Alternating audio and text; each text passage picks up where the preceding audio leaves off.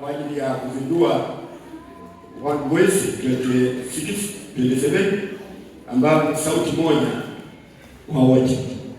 Haleluya jamani. Amen. Uzinduzi ulianzia makao makuu General Conference ambapo ukaja division.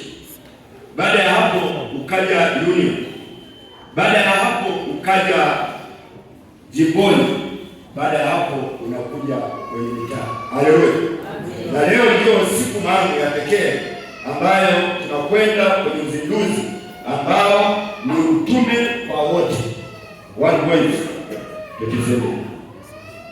Kwa nini 2027? Watu wengi walikuwa wakijiuliza kwa nini kanisa limekuja na sauti moja 2027 ambayo ni utume kwa wote. Kanisa limekuwa na kauli mbiu kila kunapokuwa kuna kucha, baada ya miaka mitano kunakuwa na kauli mbiu ambayo inaliongoza kanisa katika utume. Sasa kanisa makao makuu chini ya viongozi wetu ambao Mungu amewapa njozi kwa ajili ya kuhamasisha utume, kanisa likaja na kauli mbiu sauti kwa wote mwaka 27. Sauti moja, utume kwa wote. Waimbaji wametoka kuimba, wameelezea habari za Yesu Kristo. Hizi habari walizokuwa naimba za Yesu Kristo ndizo zinazozaa jambo moja ambalo kanisa likakaa One Voice 27 ambayo mwaka wa 27 sauti moja. Kwa nini mwaka wa 27 sauti moja? Ni mwaka ambao Yesu alizaliwa, alibatizwa. Wewe unasoma unabii, baada ya unabii wa miaka mingi kuanzia kwa Adamu, baada ya kutenda dhambi, baada ya kuingia katika machafuko ya kumkubali Shetani, wakaacha maagizo ya Yesu Kristo, mpango wa wokovu na ukombozi kwa mwanadamu ulianza mara. Huo mpango Yesu aliambia mbingu yote kwamba baada ya mwanadamu kuingia kwenye dhambi hatuwezi tukatulia ikulu ya mbinguni. Wale wanaosoma kitabu cha maisha awali ya Ellen G. White kinasema kwamba zaidi ya masaa kadhaa Baba pamoja na Yesu Kristo walifungia kwenye chumba kule mbinguni wakiwa wanajadiliana.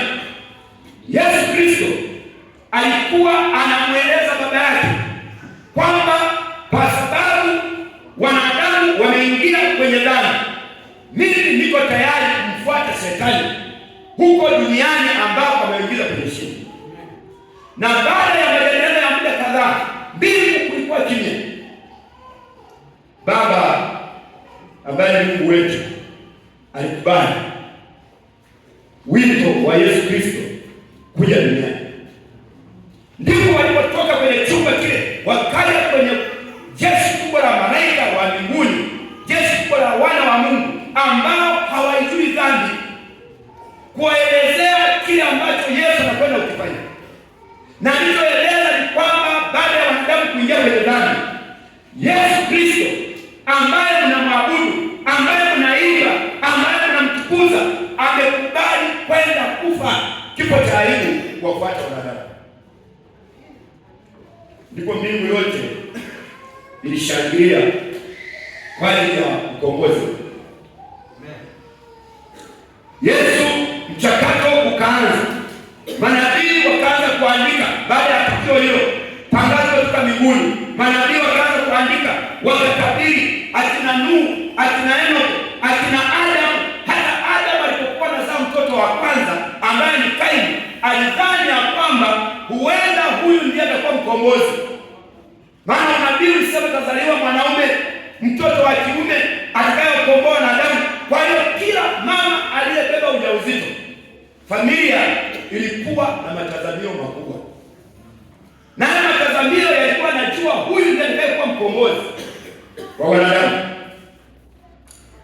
Baadaye bila unabii kutimia. Nabii Isaya akaeleza sifa zake katika kitabu cha Isaya 14. Ukishuka pale naeleza sifa zake kwamba atazaliwa mtoto mwanaume, kwa majina ataitwa Mungu wa amani, kwa majina ataitwa Mungu mwenye uwezo, mwenye nguvu, mshauri wa ajabu. Alitoa unabii wa kutimia katika uhai wa nabii Isaya. Mungu akaja kufunua hiyo njozi kwa mwanawali mmoja ambaye kwa majina anaitwa Mariamu, ambaye ni mwenyeji wa kijiji cha Nazareti, ambaye alikuwa ameshachumbiwa na kijana mmoja ambaye alikuwa mcha Mungu, alikuwa anaitwa Yusufu, ambaye yeye alikuwa anakaa Bethlehemu ya Uyahudi. Huyu mama alikuwa anaishi Nazareti. Ndipo Biblia inaripoti hii sauti 1:27 kwamba Yesu baada ya malaika kwenda kwa Mariamu, malaika Gabriel akaenda kwa Mariamu, akaenda kumwelezea, wewe umeshachumbiwa, lakini utabeba kitu kitakatifu, utazaa mtoto mwanaume na jina lake utamwita Yesu Kristo. Haleluya! Habari zikaanza kuenea. Mariamu akiwa anakishika uchumba cha Yusufu, akaonekana anaanza kutafuta malimao ya wasichana wake. Bado hajaenda kwa mume wake. Hizo limao zinatafutwa ukiwa huko kwa mume wake, kwa sababu mnakuwa mmeshaombewa baraka zote, kwamba sasa wanaombea na uzao wa tumbo. Mariamu akiwa mchumba, amefika tukisha uchumba, ameeleza wazazi, Yusufu ameniposa na wanajua, lakini akiwa nyumbani.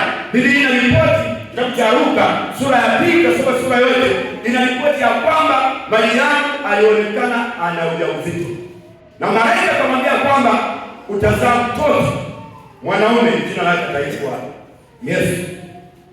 Biblia inaendelea kuelekeza ya kwamba Mariamu aliendeleza kulea ule ujauzito. Baada ya muda mfupi, Yusufu akapata taarifa kwa wenyeji wa Nazareti